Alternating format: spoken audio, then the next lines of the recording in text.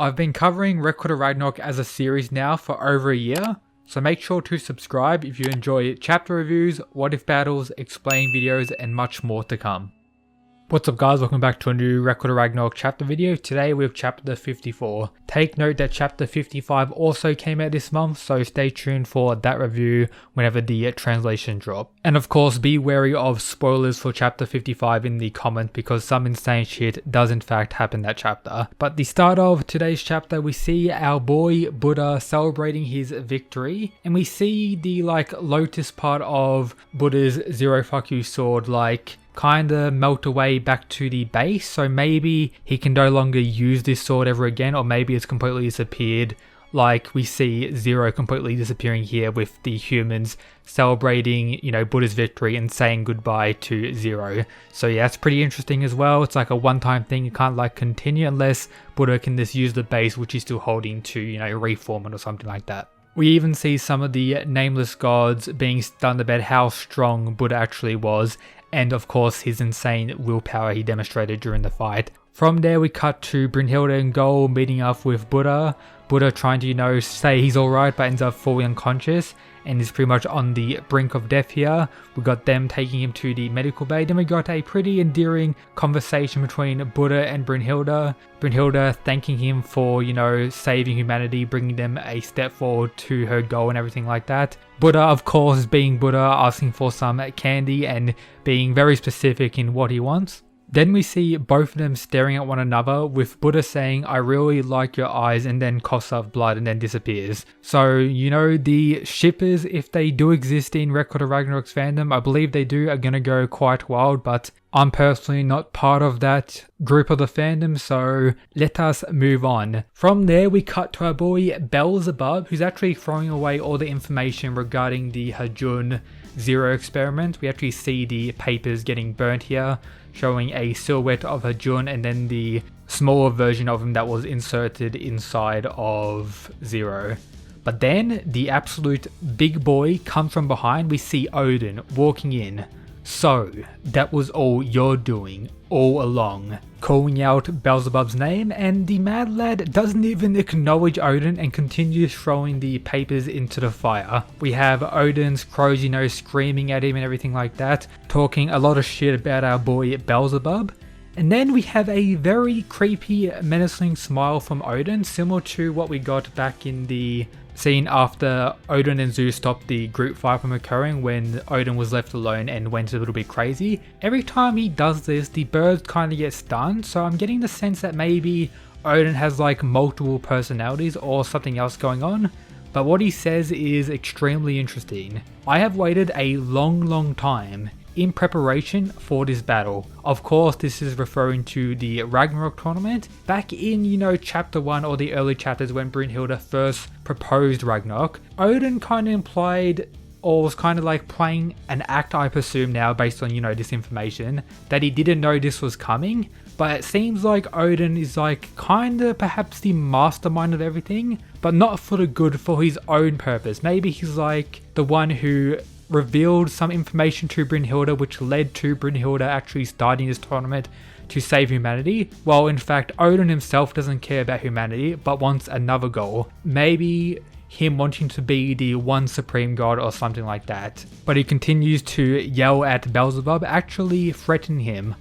"I will permit no one to disrupt it." Beelzebub turning out to be one of my favorite characters in all of Ragnarok. Just, chilling, doesn't really acknowledge him that much. Is saying, "A long time." How intriguing, and stares back at Odin in a menacing, scary way, which actually stuns Odin a little bit. So yeah, a very interesting exchange. Odin is still being a sussy boy and is definitely up to something regarding the broader tournament and everything that's actually occurring, and Beelzebub is kinda perhaps ruining his plans. Beelzebub in this exchange as well, not really acknowledging Odin whatsoever, and a lot of pretty good implications that Beelzebub is probably on the same level as Odin or something like that, or maybe he's just an absolute psycho. And if you didn't know, the supposed leaks I talked about regarding the guidebook were actually fake, so the information about Beelzebub being an assassin and everything like that isn't actually true. So yeah, a big feels bad, sorry about that everyone, but still Beelzebub is, you know, very cool and I'm really enjoying his character. From there we cut to the likes of Hermes, who, you know, we see that the tournament is currently a draw again with Buddha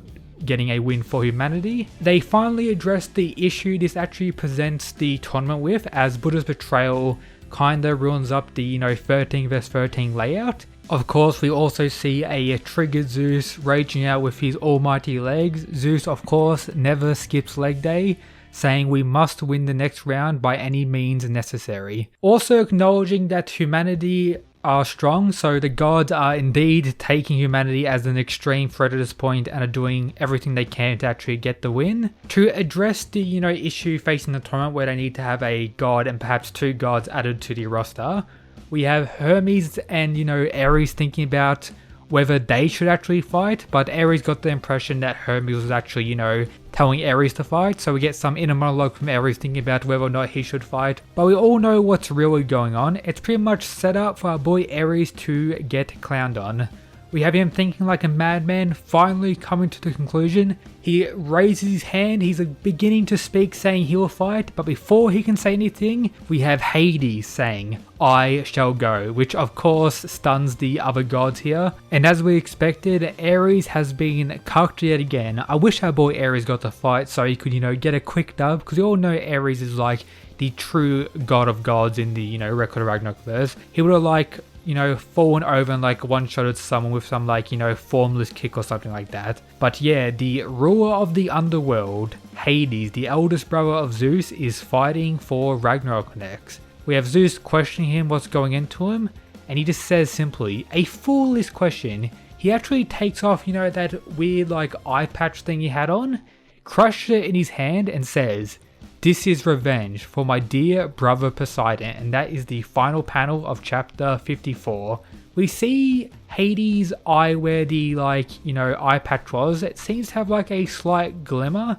We don't actually know the reason he actually had that on, but it doesn't seem to be that important. Maybe it like limits his power, and maybe when he takes it off he goes into full power mode, or maybe it's just a stylistic choice.